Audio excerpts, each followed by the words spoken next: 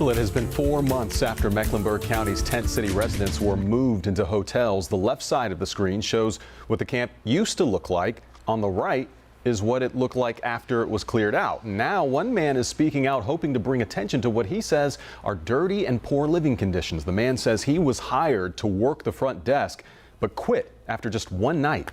He says the hotel is dirty, smells of urine, and says food sits out for hours unrefrigerated before being given to the residents. Well, he says that he first made his concerns public on Nextdoor, but today he spoke with our Ashley Daley. And Ashley joins us now from that former tent city site in Uptown with what this man had to say. Well, the man we spoke with today says even though the motel is a step up from the tents they were living in here on the streets, doesn't make poor living conditions acceptable. I was just super excited that I'd be able to maybe do something, anything, to actually help these people and get paid for it. This man, who wishes to remain anonymous, says he recently jumped at the opportunity to work the front desk at one of the county's 2 motels used to house former tent city residents, but says his first shift was filled with one shock after another. One of the first things he said was that I couldn't use the toilet in there.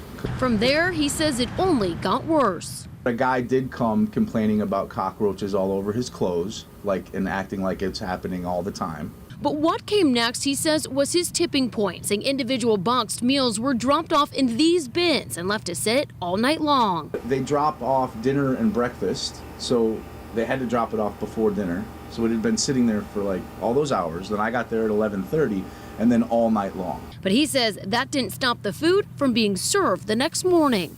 We probably gave 6 people breakfast, and 10 minutes after we gave it to the last person, the guy walks over to the table of the breakfast stuff and goes, "Oh, there's spots on these," and just tosses them all. So today we asked Mecklenburg County Health Director Gibby Harris if she was aware. We have been pulled into conversations about the hotel at this point. Harris said she realizes the situation is, quote, not optimal, but says all agencies involved are working to clean things up and improve living conditions. I do know that the hotel management is doing what they can, working with different companies to help eradicate any concerns around bugs and rodents. The man says him speaking out is in no way him speaking badly about the good work he knows is happening at the motel. For example, we know roughly 40 people have now found permanent housing thanks to this program. He says he just hopes it all gets cleaned up.